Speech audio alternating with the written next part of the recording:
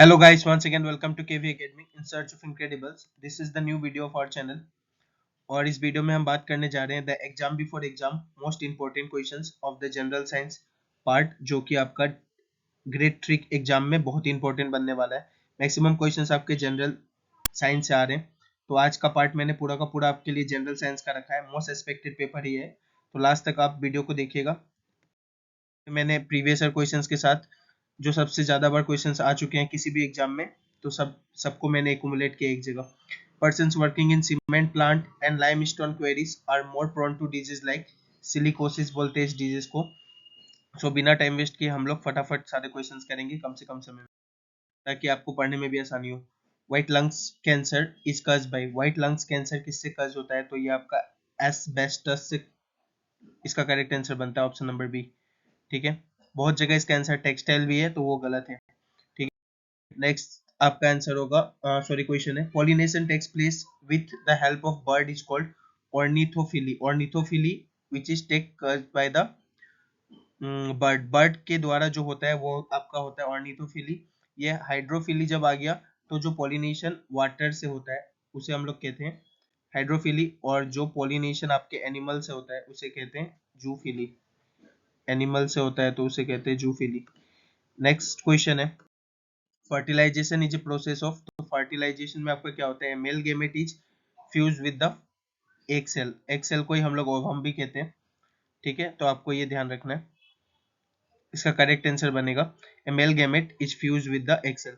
Next question है, which of the following plant produce seeds but no fruit? तो cycas, pinus, cedrus, all of the above. So ये सारे के सारे जो प्लांट है इसको जीनोस्पर्म कहते हैं, और ये सब के सब आपके सीड प्रोड्यूस करते हैं लेकिन फ्रूट प्रोड्यूस नहीं करते। बहुत इंपॉर्टेंट क्वेश्चन है एग्जाम के लिए। तो मैंने पहले बायोलॉजी का पार्ट रखा है, उसके साथ साथ फिर केमिस्ट्री और फिर हम लोग फिजिक्स देखेंगे, तो सारे तरह के क्वेश्चंस आपको मिल जाएंगे जो एग्जाम में बहुत ज्यादा रिपीट हो रहे हैं। क्वेश्चन है आपका, embryo is found in, embryo कहाँ फाउंड होता है? तो सीड्स, रूट्स, लीव्स या फिर flowers. So the correct answer will B seeds. Embryo is found in seeds. Seeds या सीड्स के बर्ड में भी इसे पाया जाता है, तो बर्ड भी कभी कभी ऑप्शन में होता है इसका। नेक्स्ट आपका, transpiration is in plant is a process of loss of water, food production, respiration या फिर transport of water. So loss of water is your correct answer for this question. A cell shrink when it is placed in hypertonic solution, जब इसे hypertonic solution में रखते हैं तो वो shrink होता है। और ये सेल इंक्रीज कब होने चालू हो जाता है? तो ये सेल श्रिंक जब नहीं होता, आपका स्वेल होने लगता है। इंक्रीज भी हम लोग कहते हैं या फिर हम लोग कह सकते हैं कि स्वेल होने लगता है। तो वो सॉल्यूशन कैसा होता है? तो वो सॉल्यूशन आपका होता है हाइपोटोनिक सॉल्यूशन। ये भी आपको ध्यान रखना है। So it will be A hypotonic solution, just इसका उल्टा प्रोसेस है, तो ये भी ध्यान आपको रखना है। ऑप्शन में, क्वेश्चन में ये भी आ सकता है। क्वेश्चन है, which of the following element is present in green pigment of leaf? तो इनमें से कौन सा एलिमेंट पाया जाता है? आयरन, मैग्नीशियम, कैल्शियम या फिर phosphorus. The correct answer will be magnesium, option number B. इस क्वेश्चन का आपका करेक्ट आंसर बनता है option number B, that is magnesium. Magnesium is your correct answer. Next question, अगर तो study of disease of cancer is called oncology. Oncology is the study of cancer. Next है आपका, bile is stored in, bile कहाँ पे store करते हैं? Liver, stomach, mouth या gall bladder में। तो ये आपका करेक्ट आंसर बनता है gall bladder. Gall bladder is your correct answer for this question.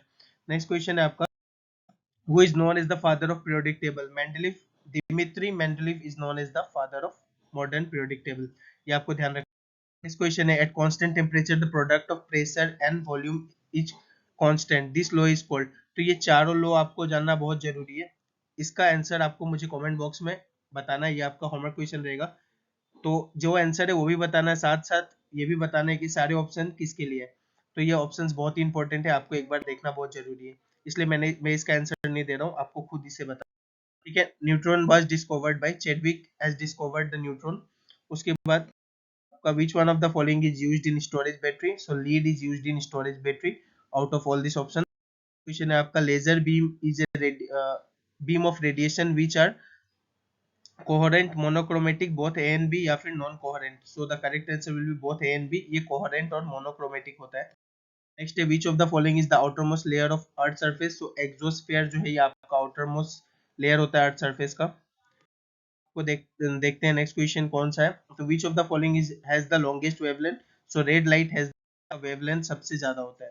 Red light has the longest wavelength, ये आपको ध्यान रखना है। आपको नेक्स्ट क्वेश्चन है the phenomena which causes formation of mirage. Mirage जो होता है वो किसका फेनोमेना है? तो टोटल इंटरनल रिफ्लेक्शन का फेनोमेना है ये आपके डिजर्ट प्लेस में देखा जाता है। तो ये आज का बेस्ट क्वेश्चन था।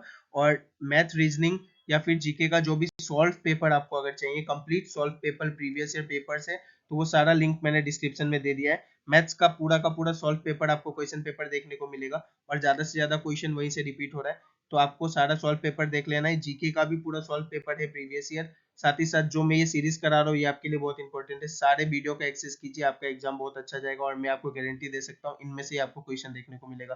थैंक यू, मिलते हैं अगले क्लास में। और ज़्यादा से ज़्यादा वीडियो को शेयर कीजिए और चैनल को सब्सक्राइब कीजिए अगर वीडियो अच्छा लगा हो तो। Thank you guys.